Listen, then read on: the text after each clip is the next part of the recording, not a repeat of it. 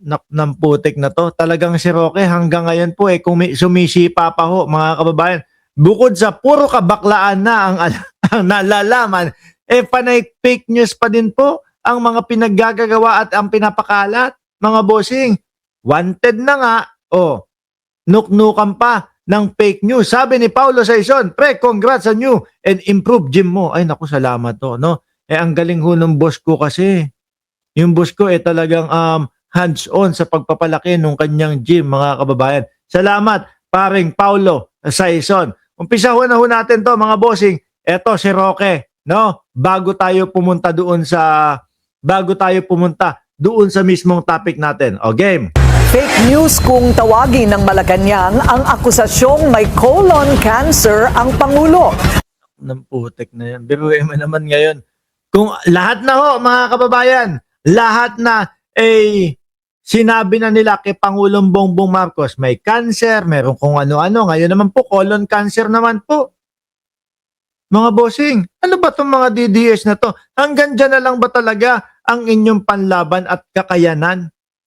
Diba? Palit ulit ako ng pangalan. Sabi ni Joel Q ng Cereza Post. Aba, may palitan pa kayong pangalan. O, tuloy! May rest back din ng palasyo sa paratang ni VP Sara na ginigipit ang kanyang mga kaalyado sa Senado.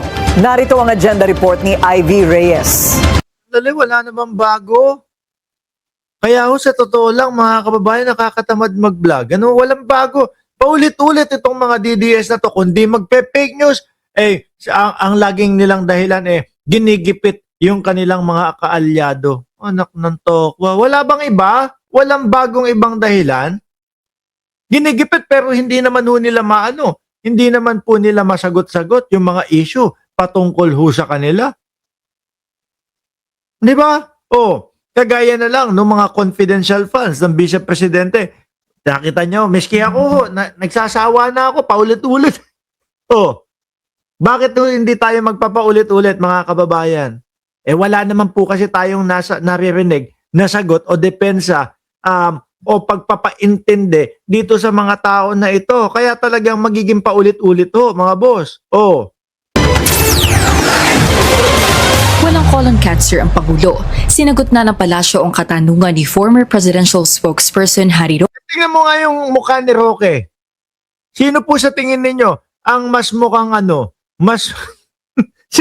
sino po sa tingin ninyo, mga kababayan, ang mas mukhang may sakit ho? Ang Pangulo o etong si Roque? Tignan nyo nga po yung itsura. Dati mamula-mula ang pisngin yan. Ngayon ho, parang hindi na ho natutulog. Sobra na yung stress sa katawan.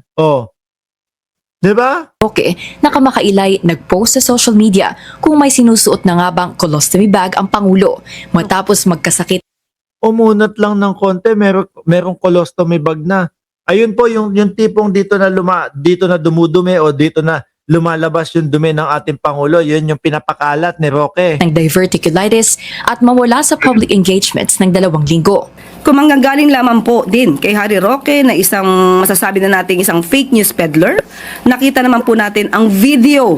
Ako, magagalit na naman yung mga DDS niya kasi bumabanat na naman si Atty. Claire. Hindi, kapag yung mga ganyan na pagpapakalat ng mga maling balita, pagpapakalat ng mga ganyang impormasyon na walang katotohanan, dapat lang po talaga nasupilin, itigil, at ipahiya sila, mga bossing. Nga pala, happy birthday kay Ardayan at kay Joel M. ng Cereza Force family. Isama mo na yung founder ninyo na nagbe-birthday din sa Cereza Force family. Tuloy, sabi ni Joel, hoy Roque, kulang ka sa Dixolin. Insulin yan, hoy. Grabe ka, ha? Yung kabuuan kung saan itinaas pa po mismo ng Pangulo ang kanyang mga kamay habang siya ay kumakaway sa ating mga kababayan at kitang-kita po na ang sinasabing larawan o ipinakitang larawan ni Harry Roque ay pawang kasinungalingan lamang. Huwag Ang ina ka, Roque.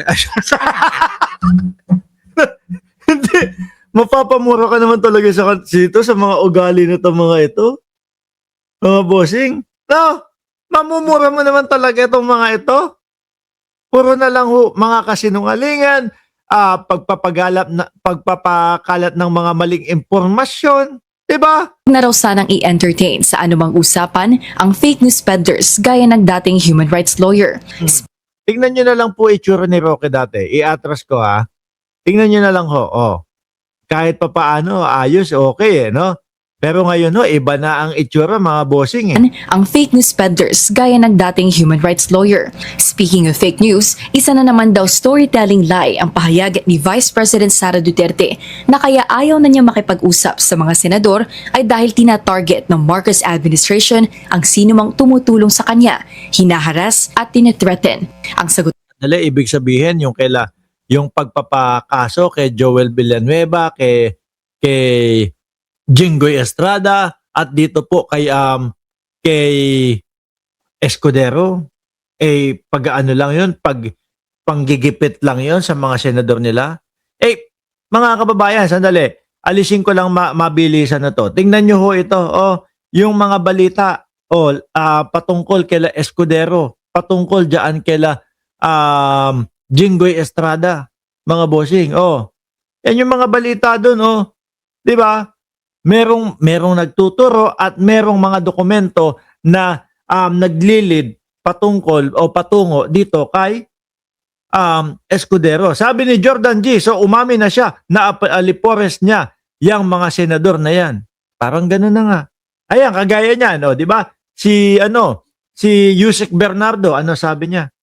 Ex-DPWH official Yusek Bernardo tags Escudero in street lights 160 million deal. Ano pa? Ito pa ho, mga kababayan, mga boss si Pamo, sir. Isama mo na yan, Nung nakita si Chis Escudero doon sa loob ng Kongreso. Meron pong mga dokumento at merong mga larawan, may mga video at may mga taong mga nagtuturo po dito sa kanila, mga bossing. Kaya yung sinasabi ng ating Vice Presidente na kapag ka nakakausap niya o nilalapitan niya o tinutulungan siya ng mga ganito, ginigipit ng gobyerno. Parang imposible naman yun. Di ba? Parang mahirap pong paniwalaan yun. Yung tipo bang ayaw, sino yan? Si Escudero yan. Di ba? Ano sabi dito? Para Chis Sigurado ang 142 billion port Escudero visit Batasan not once but twice during BICAM. May small ano pa nga daw yan, di ba? May small party pa nga daw ho yan. Escudero, tapos si ano pangalan nun? Si Saldico, tapos Grace po, tapos Martin Romualdez. Martin Romualdez hindi nakaka-attend nung mga pa-meeting nila. Grace po hindi pinapa-attend.